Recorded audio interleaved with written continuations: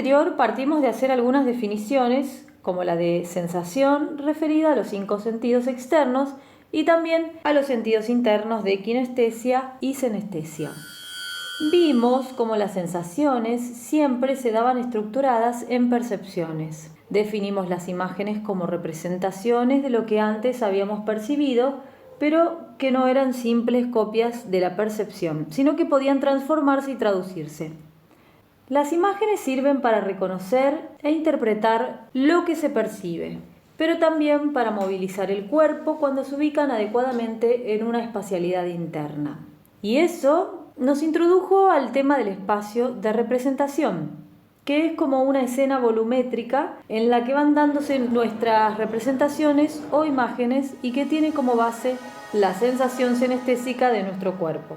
Si te cuesta seguir esta síntesis, es señal de que te haría falta ver o volver a ver el primer video. Percepciones y representaciones son, en realidad, formas de conciencia.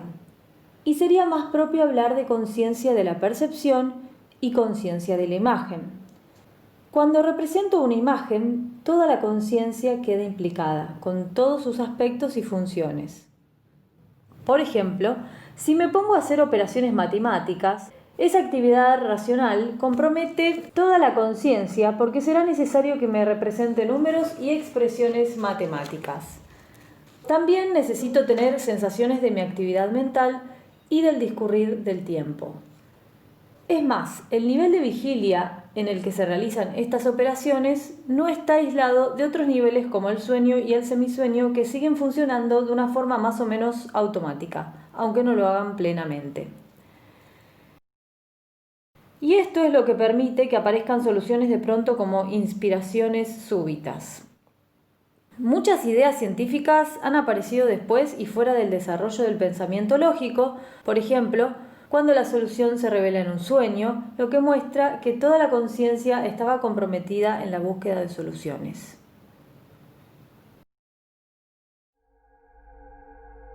Entonces, cuando tratamos de comprender cómo se comporta la conciencia en una situación de peligro, no basta con estudiar la emoción de miedo, porque todas las funciones como la percepción, el raciocinio o el recuerdo se comportan en función del peligro. Si se me representa súbitamente algo que me asusta, me asaltará una emoción, seré incapaz de pensar, el espacio entre lo peligroso y yo parecerá acortarse, mi atención se concentrará en lo peligroso y desatenderé cualquier otra cosa. De manera que la conciencia es una síntesis, un modo de estar en el mundo y comportarse en él. Por ejemplo, la conciencia puede estar emocionada cuando nos toma una emoción, como es el caso de la conciencia en peligro. Puede también tratarse de una conciencia expectante, de una conciencia asqueada o de una conciencia inspirada, y todo lo que hay en ella se comporta en función de este estado. Cuando observo con mis sentidos externos, lo observo desde la posición de mi cuerpo, más precisamente desde mi cabeza. También tengo la sensación de mi cuerpo por dentro. Una sensación del cuerpo por dentro es lo que llamamos senestesia. La senestesia acaba donde comienza el mundo externo y el límite es mi piel. Puedo tocar mi piel y sentir el límite entre el cuerpo y el mundo. Es lo que más técnicamente llamamos límite senestésico táctil. Simplificando las cosas, aunque luego no sean tan así, provisionalmente diremos que dentro de mí está la sensación interna de mi cuerpo y lo que me represento, y fuera de mí lo que percibo del mundo externo. Vamos a dar un paso más. Si ahora dejo de observar el mundo y me fijo en cómo me siento por dentro, parece como que observara esta sensación interna desde más atrás. Por ejemplo, antes observaba el mundo externo desde mi cabeza, pero al observar cómo siento mi cabeza por dentro, tengo que hacer algo así como ir más atrás para tener perspectiva. Si observo mi manera de mirar el mundo externo, la actividad de mis ojos al mirar, el mirar se convierte en objeto central de un observador que se sitúa más atrás de los ojos, pero también en el interior, como si observara desde el fondo.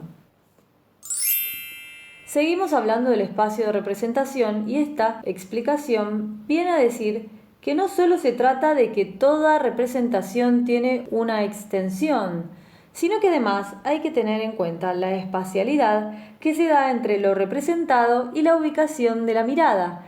Dicho de otro modo, que se tiene conciencia de una representación desde una cierta perspectiva. Esto nos va a ser útil, por ejemplo, para saber qué ocurre en el sueño. En el sueño, la conciencia se desentiende del mundo externo para dar prioridad al mundo interno, en el que los sueños, que son imágenes también, ordenan la memoria produciendo distensiones mientras descansamos. Atención a esto, las imágenes en el sueño operan sobre el mundo interno, reorganizando la información y recomponiendo las emociones no suficientemente estructuradas en una especie de dramatización que llamamos sueños. Cuando cotidianamente soñamos despiertos, las imágenes de estos ensueños cumplen con la misma función. En realidad, también en vigilia, cuando las imágenes movilizan el cuerpo en su acción hacia el mundo, repercuten en el intracuerpo.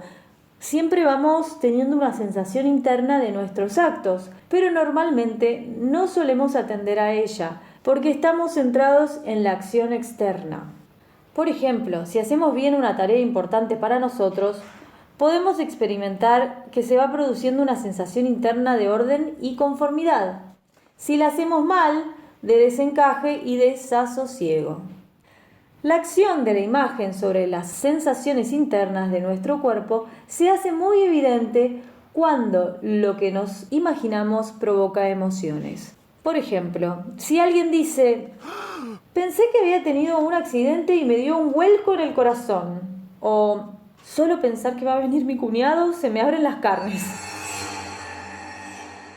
Así que con esta ya vamos por la tercera función de la imagen. Sirve para reconocer e interpretar lo percibido. Sirve para movilizar el cuerpo y, tanto despiertos como dormidos, la imagen repercute sobre el intracuerpo. En la mayoría de los sueños veo las escenas desde mí, situado en un punto dentro de la escena, pero por ejemplo, aunque sueñe que estoy corriendo, mis piernas no se mueven. En todo caso, se producen unas tensiones muy amortiguadas de los músculos.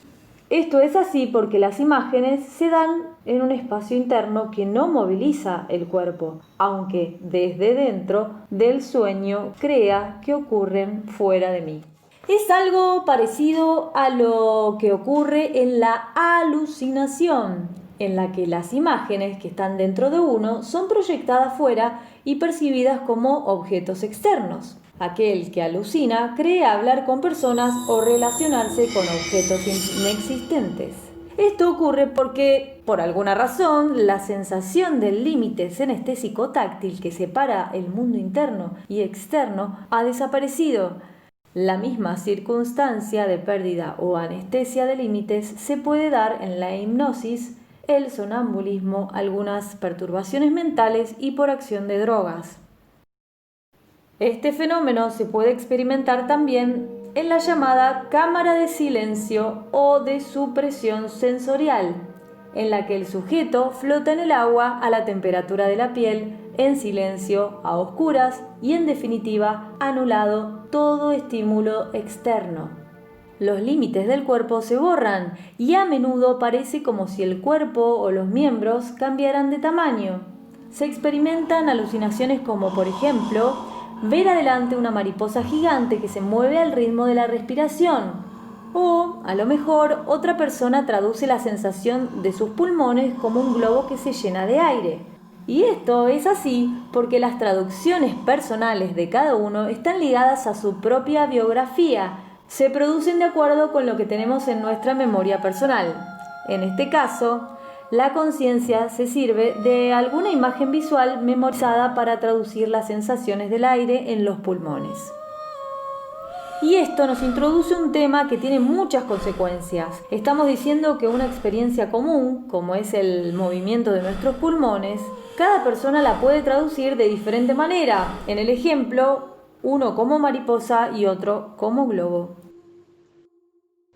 Las cuevas solitarias en las que se confinaron los místicos de otras épocas se han comportado como cámaras de supresión sensorial, con la pérdida de la noción de lo que está dentro y lo que está fuera de uno.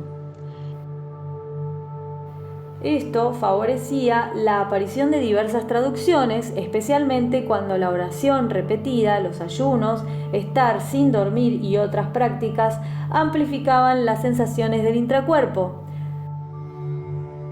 Hay muchos ejemplos en la literatura religiosa mundial y las traducciones o visiones correspondían a los relatos y escenas propias de la religión de cada uno.